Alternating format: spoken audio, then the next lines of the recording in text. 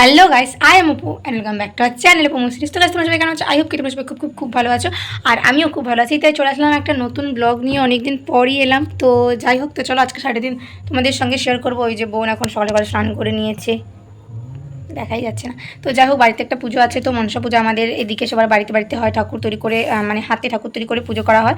তো চলো সবটাই তোমাদের সঙ্গে শেয়ার করব। এখন পুজোর সব কিছু জোগাড় একটু একটু প্রায় সব কিছু হয়ে গেছে। তো চলো সারাটা দিন তোমাদের সঙ্গে শেয়ার করব, তো ব্লগটা কন্টিনিউ করো। তো গাইজ দেখো, এখানে ঠাকুরের পুজোর জন্য ফুল, তারপর দুধ, তারপর এখানে আছে মনসার ডালা, এখানে আছে বড়টাকে কি বলে এই পাতাটাকে, শিলা পাতা। তো শিলাকুলের পাতা, মানে শিলাকুল যে গাছটাতে হয় ওইটার একটা পাতা। আর এইখানে সমস্ত পুজোর যা কিছু জোগাড় জানতি লাগে সবটাই এখানে আছে।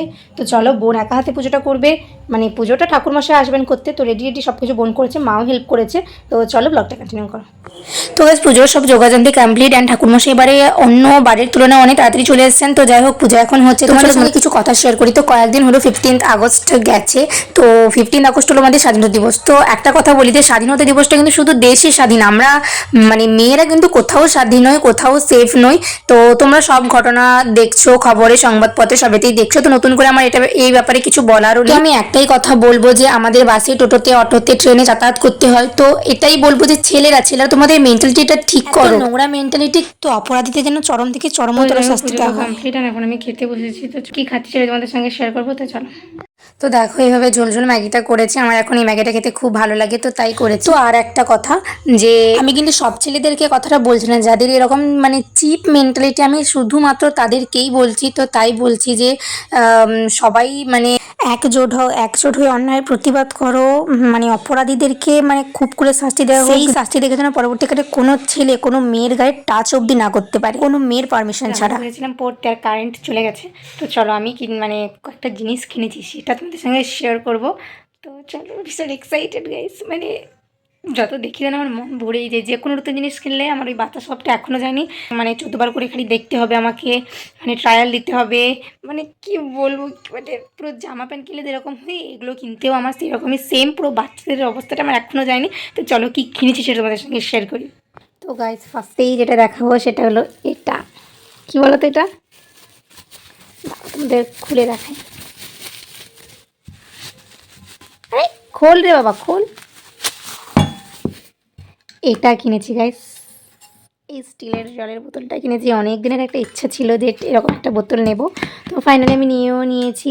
তো কেমন লাগলো কমেন্টে অবশ্যই জানিও। মেনলি আমার এইটার জন্যই, এটা আমার ভীষণই ভালো লাগে, এটার জন্যই মানে আমার কেনা, মানে খুব মানে পছন্দ আমার এটার জন্যই। তো চলো নেক্সট যেটা দেখাবো সেটা হলো এইটা, এই স্কুল ব্যাগটা আমি কিনেছি। তো কেমন লেগেছে অবশ্যই জানিও। আমার আগের ব্যাগটাও সেম এরকমই। আমার বেসিক্যালি না একটু অনেকগুলো এই চেন অনেকগুলো থাকলে না আমার মানে ভালো হয়, যেন একটাতে ফোন রাখবো, একটাতে পেন রাখবো, একটাতে যখন গাড়িতে যাওয়া আসা করি তখন খুচরো টাকা রাখবো, যেন কারণ আমরা যাওয়া আসা করি, আমাদের তো হাফ ভাড়া করি নাই, তো যেখানে খুচরো টাকা রাখবো। তো এই জন্য আমার একটু বেশি চেন মানে পছন্দ।